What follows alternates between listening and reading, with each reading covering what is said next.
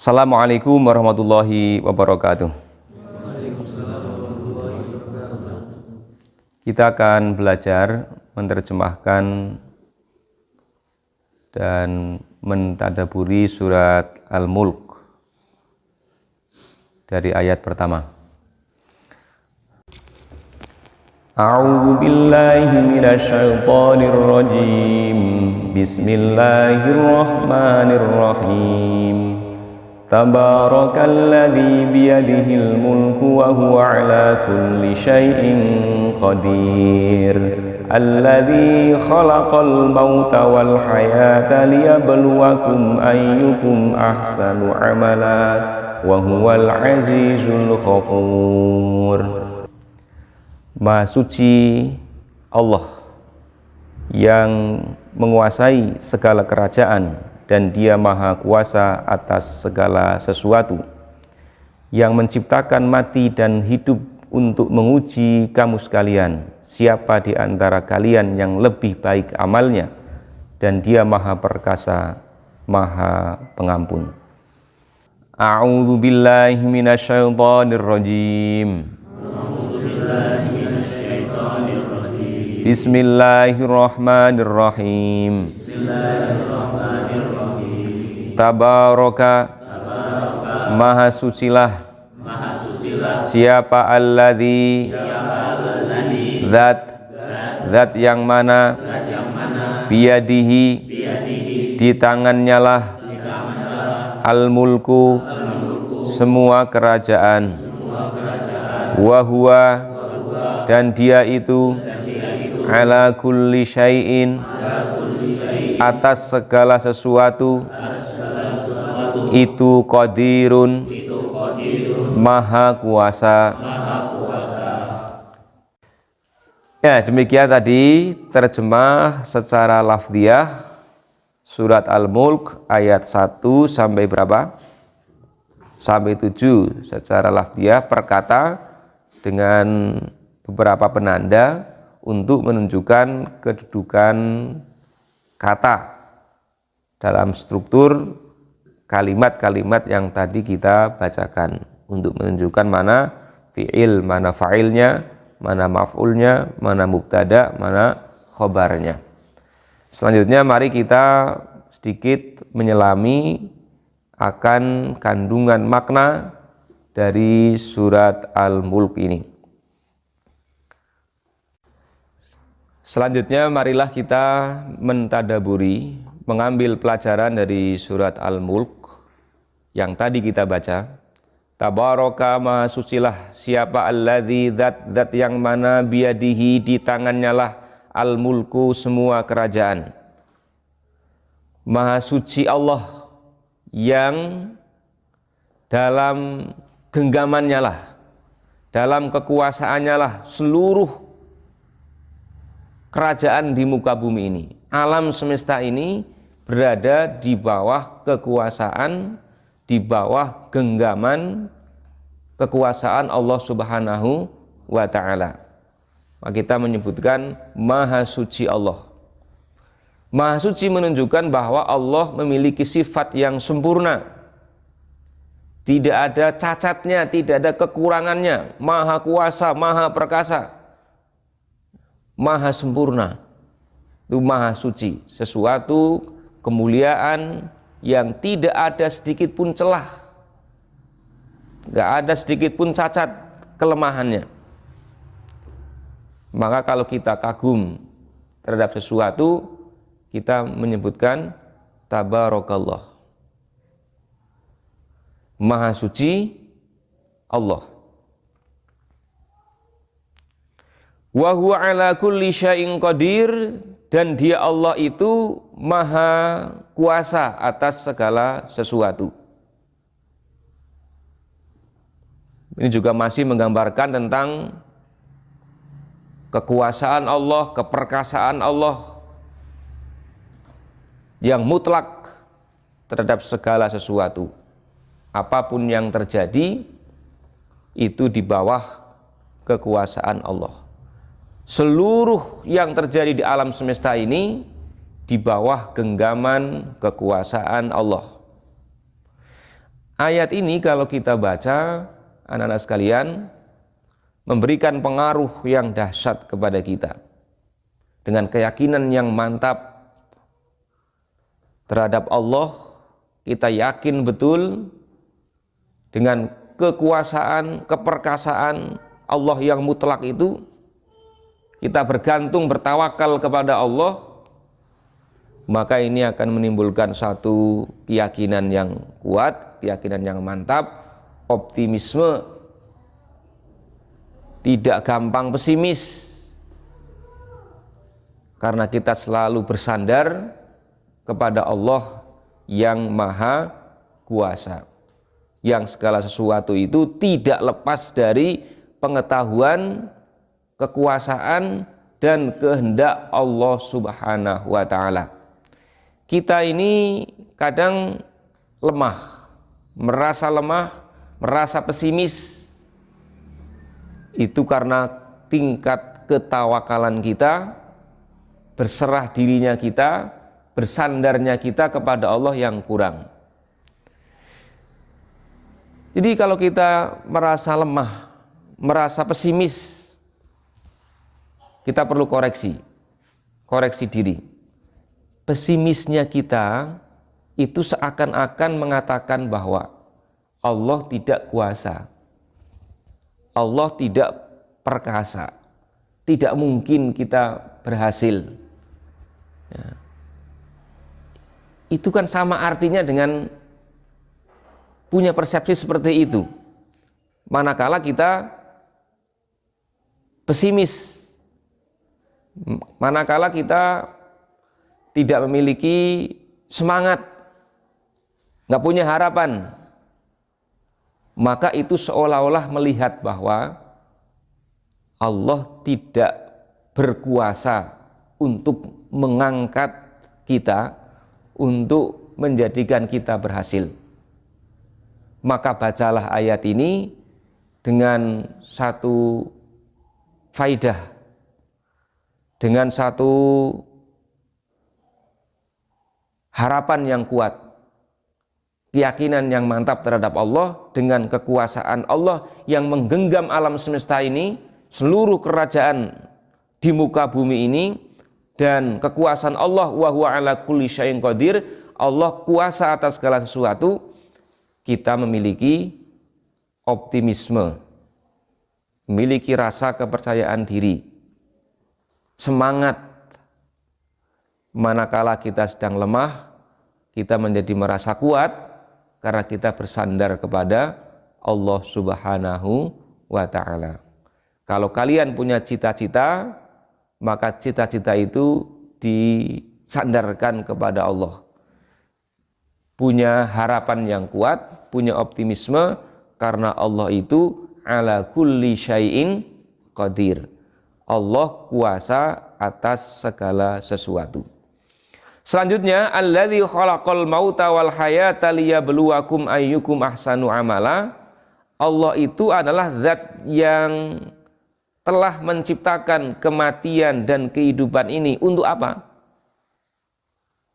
Untuk menguji, liyabluwakum, untuk menguji di antara kalian, ayyukum ahsanu amala, mana yang paling baik amal perbuatan kalian. Ini kita dijelaskan tentang hakikat kehidupan ini. Kita mengarungi samudera kehidupan, ada maksud tujuannya. Dijelaskan dalam ayat ini, Allah menciptakan kematian, menciptakan kehidupan. Hidup mati kita ini di dunia merupakan sebuah ruang ujian yang luas, ruang ujian yang besar, durasi waktu yang cukup lama, dalam pengertian selama kita di dunia ini menjadi ruang ujian untuk diketahui mana di antara kita yang terbaik amal perbuatannya. Maka sering diingatkan oleh Pak Haris, saat ujian itu kita tidak ditunjukkan, kamu salah, kamu keliru. Nah, kadang dibiarkan saja. Oleh karena itu ada orang yang mungkin dia tidak melaksanakan syariat, tidak beribadah, tidak beradab dengan adab yang islami, tetapi terlihat dalam kehidupannya penuh dengan kenikmatan-kenikmatan. Maka hal tersebut bukan berarti bahwa ternyata melakukan pelanggaran pun nggak apa-apa ini. Karena tadi kadang tidak diingatkan secara langsung, kamu salah. Bahkan kenikmatan-kenikmatan itu pun terkadang menjadi sebuah ujian. Orang kadang lulus ya dari ujian kefakiran. Tetapi ketika mendapatkan ujian kenikmatan, kekayaan justru tidak lolos. Ketika fakir, ketika kekurangan, dia mendekat kepada Allah. Sholat wajib tidak pernah ketinggalan, bahkan sholat malam pun dia sangat rajin. Puasa sunnah, mendekat diri pada Allah ketika dia sedang kekurangan.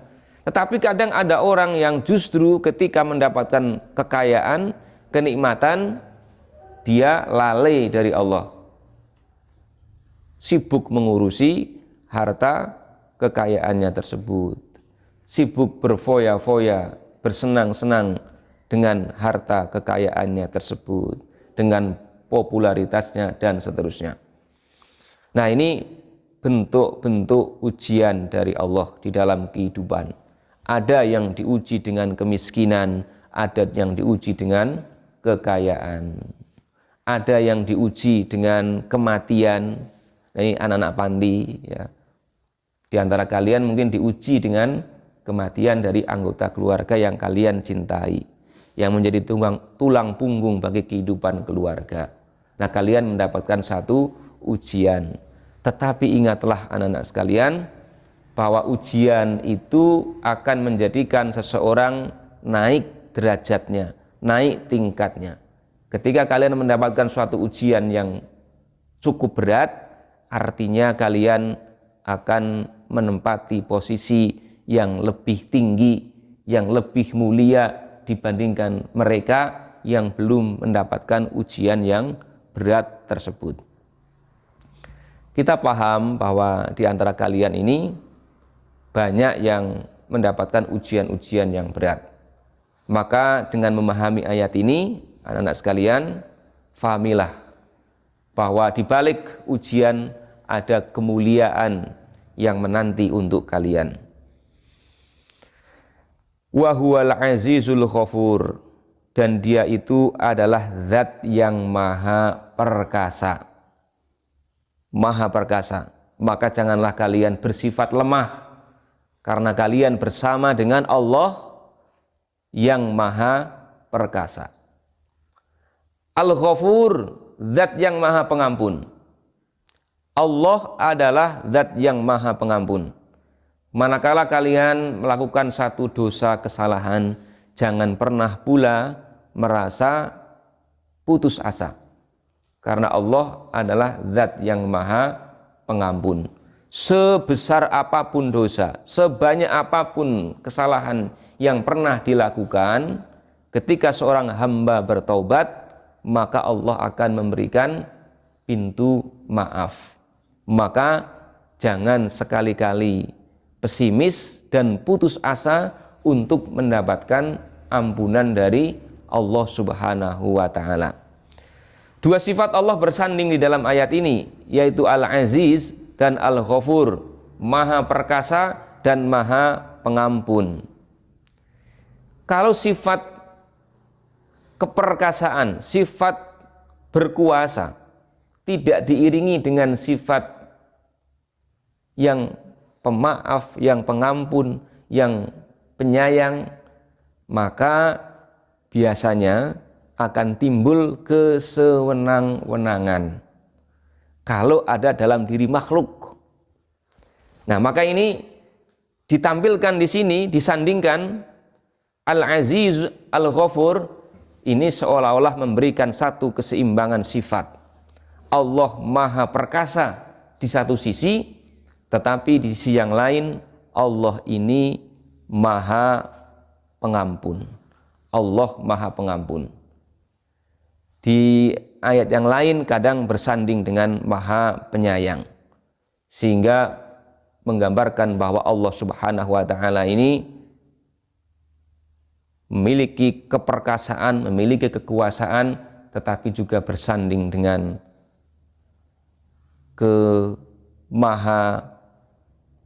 lemah lembutnya, dengan kasih sayangnya, sehingga inilah gambaran kebijaksanaan dari Allah Subhanahu wa ta'ala. Oleh karena itu sekali lagi kepada anak-anak sekalian, kita mengambil hikmah dari dua ayat yang tadi kita baca, menyelami kandungan maknanya untuk dijadikan pegangan hidup bagi kita hayati, kita resapi, dan menjadi jiwa bagi kita. Yang pertama, kita senantiasa mensucikan, mengagungkan Allah, karena Allah adalah zat yang menciptakan alam semesta ini, yang dalam genggamannya lah seluruh apa yang terjadi, apa yang ada di muka bumi ini. Kita bersandar kepada Allah sebagai zat yang maha kuasa, maha perkasa atas segala sesuatu. Ini menjadikan optimisme dalam kehidupan kita, karena kita hanya bertawakal kepada Allah Subhanahu wa ta'ala. Kemudian kita menghayati makna kehidupan yang merupakan ujian dari Allah, ruang ujian yang besar. Maka kita harus senantiasa waspada, berhati-hati. Di satu sisi kita merasa optimis menghadapi kehidupan yang merupakan ujian, karena Allah memiliki sifat maha perkasa dan maha pengampun. Demikianlah uraian hikmah pada pagi ini.